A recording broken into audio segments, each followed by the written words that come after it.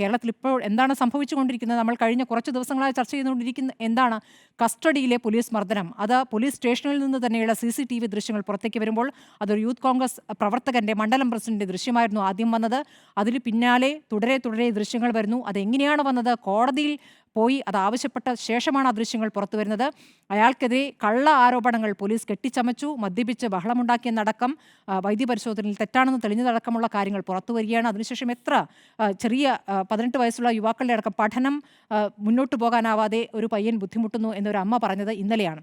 അങ്ങനെ എത്രയെത്ര കാര്യങ്ങൾ വേറെയും തൃശ്ശൂരിൽ നിന്ന് തന്നെ ഒന്ന് രണ്ട് സംഭവങ്ങൾ നമ്മൾ കാണുകയുണ്ടായി. അപ്പോൾ കസ്റ്റഡി മർദ്ദനങ്ങൾ തുടർച്ചയായി വരുന്നു. ഈ പോലീസുകാർക്കൊക്കെ തന്നെ ഒരു ട്രാൻസ്ഫർ എന്നതിലപ്പുറം ഒരു നടപടിയും നേരിടേണ്ടി വരാത്ത ഒരു സാഹചര്യം. അവർ അവരുടെ ഭരണവുമായി, അതായത് പോലീസ് രാജുമായി മുന്നോട്ട് പോകുമ്പോൾ നമ്മുടെ ആഭ്യന്തരമന്ത്രി ഇന്ന് വരെ ഒരക്ഷരം മിണ്ടിയിട്ടില്ല.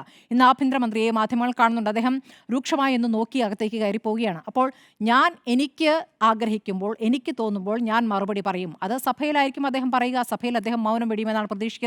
സഭയിൽ അദ്ദേഹം എന്തെങ്കിലും കണക്കുകളായിട്ട് വരും. ചിലപ്പോൾ UDF കാലത്തെ മർദ്ദനം അല്ലെങ്കിൽ UDF കാലത്തെ പോലീസ് പീഡനങ്ങൾ, ഞങ്ങളിതാ ഇത്ര ചെയ്തു, ഞങ്ങളിതാ 131 വരെ പുറത്താക്കിയിരുന്നു എന്നുള്ളൊരു പഴയ കണക്ക് 2024 കണക്ക് ഒരു പക്ഷേ കൊണ്ടുവരുമായിരിക്കും.